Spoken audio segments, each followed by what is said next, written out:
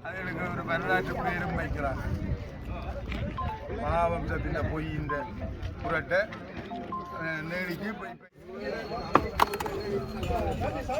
7ஆம் நூற்றாண்டில்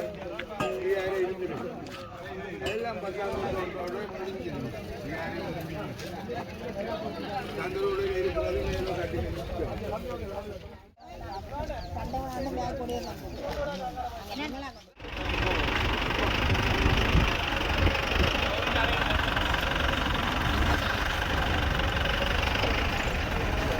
மீண்டும் வாகனத்திலேருந்து ஆட்கள் தொடர்ந்து வந்த வண்ணமே இருக்குது.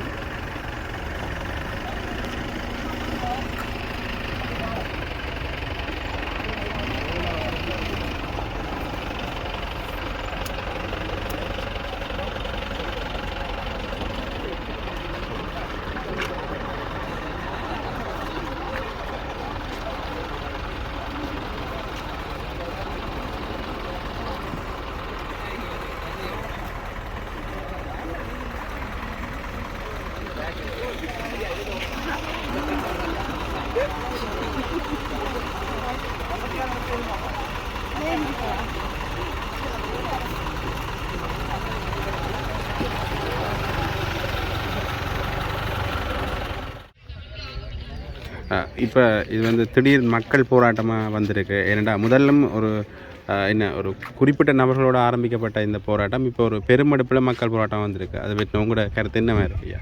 நீங்கள் சும்மா போல் என்னால் நினைக்கல, தொடர்ச்சியாக நான் இந்த போராட்ட களத்தில் கலந்து கொள்ளுற முறையில் இது ஆரம்பிக்க 2 வருஷம் முதல் ஆரம்பிக்க பலதரப்பட்ட மக்கள், இந்த காணி உரிமையாளர்கள், அனைத்து கட்சிகளும் இதில் இணைந்து கொண்டு தான் இந்த போராட்டத்தை நாங்கள் ஆரம்பிச்சிருந்தோம். இந்த மக்கள் சார்பாக நாங்கள் இந்த போராட்டத்தை ஆரம்பித்தது போலீஸாரின் அடாவாடித்தனம்.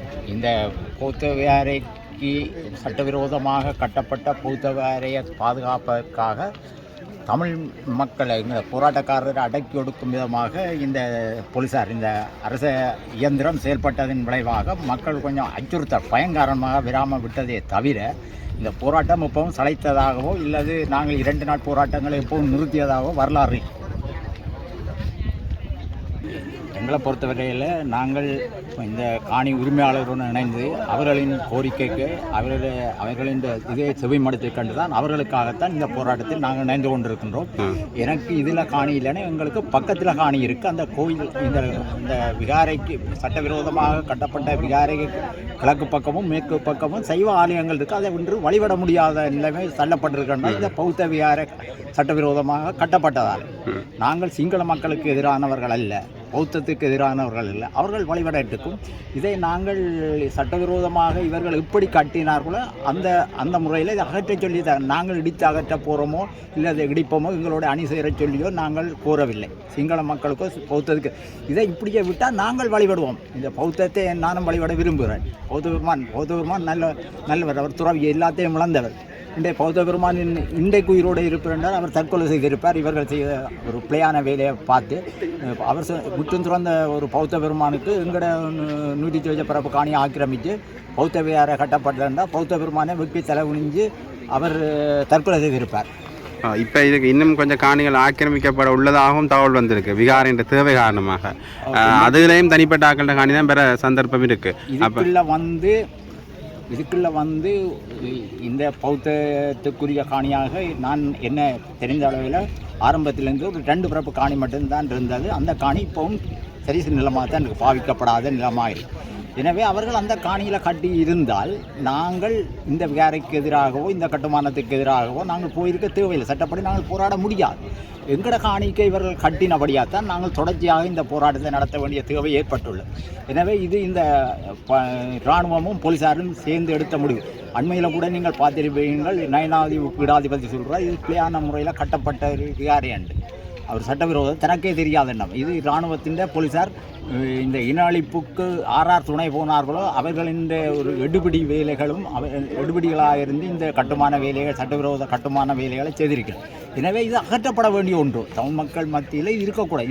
இன்று பாருங்க, இதில் ஒரு சிங்கள குடிமகனும் இல்லை. இதில் வாரவே நீங்கள் பார்த்தீங்கன்னா பலாலி இராணுவ முகாமில் இருந்து வெளிநாட்டு வெளியிடங்கள் வெளி மாவட்டங்களிலிருந்து சிங்களவர்கள் அவர்கள் வாழும் இடத்தில் இந்த விகாரை கட்டப்பட்டிருந்தார். இப்போ உதாரணத்துக்கு பாருங்கள், நாங்கள் நயனாதிவுக்கு எதிராக போராடவில்லை. நயனாதிவில் உள்ள விகாரைக்கு எதிராக தமிழ் மக்கள் போராடவில்லை தானே.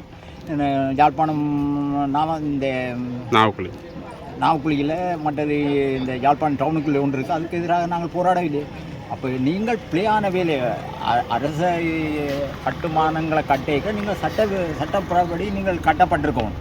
இன்றைக்கு எங்களை நீங்கள் பிளே ஆக்குற அளவுக்கு இந்த காணி உரிமையாளர்களை பிளே ஆக்குற மாதிரி போராட்டக்காரரை பிளே ஆக்குற மாதிரி சித்தரிக்கிறேன். இன்றைக்கு சில எங்களோட ஊடக தரப்புகள் கூட சில வேளை பிளே விடுகிறதுன்னு தான் நான் பார்க்குறேன். இன்றைக்கு சில ஊடகங்கள் இந்த போராட்டம் இந்த விகாரை கட்டுப்படும் வரைக்கும் என்ன செய்தவர்கள் ஒரு கேள்வி எழுப்புகின்றார்கள். இதற்கு நான் சொல்லுகிறேன், இந்த ஊடகம் என்ற முறையில் அவர்களுக்கு ஒரு தார்மீக பொறுப்பு இருந்திருக்கு. இவர்கள் எப்போவாது இந்த கட்டுமானம் நடந்து கொண்டிருக்க, அதாவது இந்த பாதுகாப்பு வலயத்துக்கு இந்த கட்டுமானம் தொடங்கி இருக்க ஊடகம் என்ற முறையில் அவர்கள் தான் ஊடகத்தை பார்த்துருக்கோம். அதை பார்க்கவில்லை, அதை எங்களுக்கு சொல்லவும் இல்லை. இப்படி ஒரு பிள்ளையான கட்டுமானம் நடக்குது, பிரதேச சபைக்கு அறிவிச்சிருக்கணும், அப்படி இந்த பத்திரிகையாவது அறிவிச்சிருக்கா. உதாரணத்துக்கு இந்த வலம்புரி பத்திரிகை எடுத்துக்கொண்டால் குதர்க்கதர்க்கமாகத்தான் நான் பார்க்குறேன். அவர் மன்னிக்கணும் நான் அப்படி சொல்கிறதுக்கு. செய்தி அவர் அப்படி பிரசுரிச்சிருக்கிறார். அவர் எழுதினாராக போகாது, அந்த பத்திரிகை எழுதவில்லை.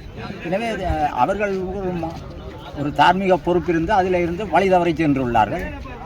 எனவே அந்த தரப்புகளையும் நாங்கள் கண்டிக்கிறோம். இந்த போராட்டம் மக்கள் தங்களுக்கு வசதியாக கூடி குறைஞ்சு வர்றது ஒரு இயல்பு. அதையில் மக்கள் போராடையிலே இல்லை என்று சொன்னால் இவர்கள் போராட்டத்தில் நாங்கள் நிற்க இல்லாத என்று சொல்கிறது ஒரு மடமைத்தனமான அல்லது தாங்கள் தப்பித்துக் கொள்கிற வழிமுறையாகத்தான் நான் இதை பார்க்குறேன். மாட்டுக்காணி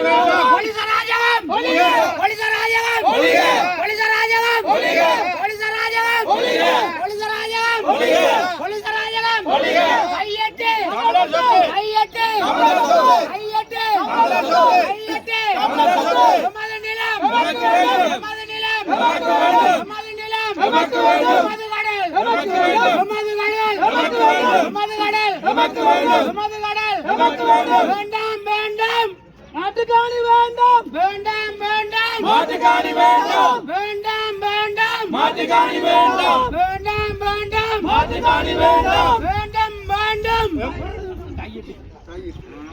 வேண்டாம் வேண்டாம் தையிட்டி வேண்டாம், வேண்டாம் வேண்டாம் தையிட்டி வேண்டாம், வேண்டாம் வேண்டாம் தையிட்டி வேண்டாம், வேண்டாம் வேண்டாம் மாட்டுக்காணி வேண்டாம்.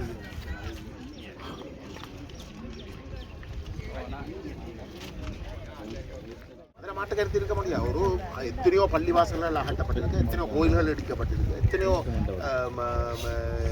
சர்ச்சல் இடிக்கப்பட்டிருக்கு. அப்போ ஒரு யாரை மட்டும் இடிக்க இல்லையா? அது என்ன, அது எப்படி? ஆகவே இது முழுக்க சட்டமன்றது சிங்கள பௌத்தர்களுக்கு ஏனைய இனங்கள் தொடர்பாகத்தான் ஒரு பிரச்சனையாக இருந்தால் சிங்கள பௌத்தர்களுக்கு அந்த சட்டமன்றது தேவை. அது அவர்களை கட்டுப்படுத்தாத செய்தியை தான் கொடுக்கிறதாக இருக்கிறதுக்கு அனுமதிச்சார். ஆகவே அது சட்டத்தின் ஆட்சிக்கு நேர்மாறான. ஆகவே எங்களை பொறுத்தவர்கள் சட்டத்தின் ஆட்சி என்று சொல்லி ஆட்சிக்கு வந்தார்கள். அந்த தங்களுடைய நேர்மைத்தன்மையை இதில் நிரூபித்து காட்டணும். இல்லாட்டி அவர்கள் யார் என்பதை தமிழர் தாய பகுதியை அந்த பிரித்து தர மறைக்கணும். மறக்கிறதுக்கு பிரதான காரணம் வடகிழக்கு பிரிச்சு